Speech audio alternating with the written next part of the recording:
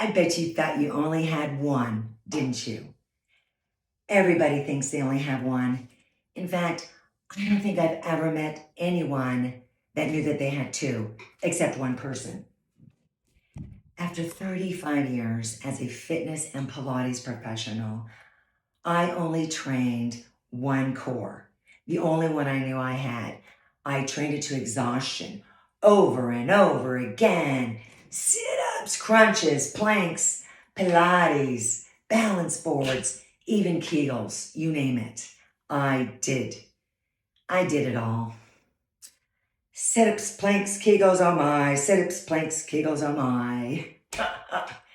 I was telling my clients to do the same thing. Suck, squeeze, pull your shoulders, stand up straight. Only to realize and learn after I find out years and years later that all of these ways that we use our bodies are making all of these things worse. We're having more leakage, more pain, and more pooch. We start feeling old, tired, moody. Our workouts aren't working. Kegels aren't cutting it. We feel broken. We lost hope. We go to the doctor, they say, take a pill, get surgery, go to the gym, do a bunch of Kegels. This leaves us hopeless. But guess what? It doesn't have to be that way. Why? Because you have another whole core. Yeah, you do. You have two. But knowing you have two is not as important as understanding the sequence of activation.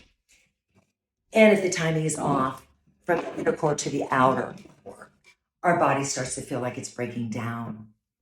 So I learned this 11 years ago.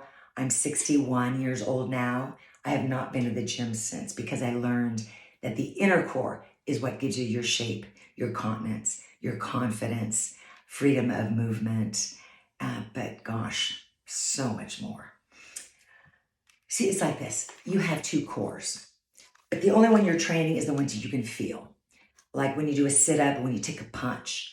These are the muscles on the outside, the ones that we call the coat muscles.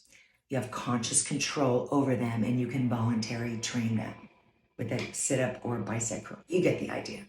You feel the muscle moving and tightening. Okay. The inner core has the same muscle tissue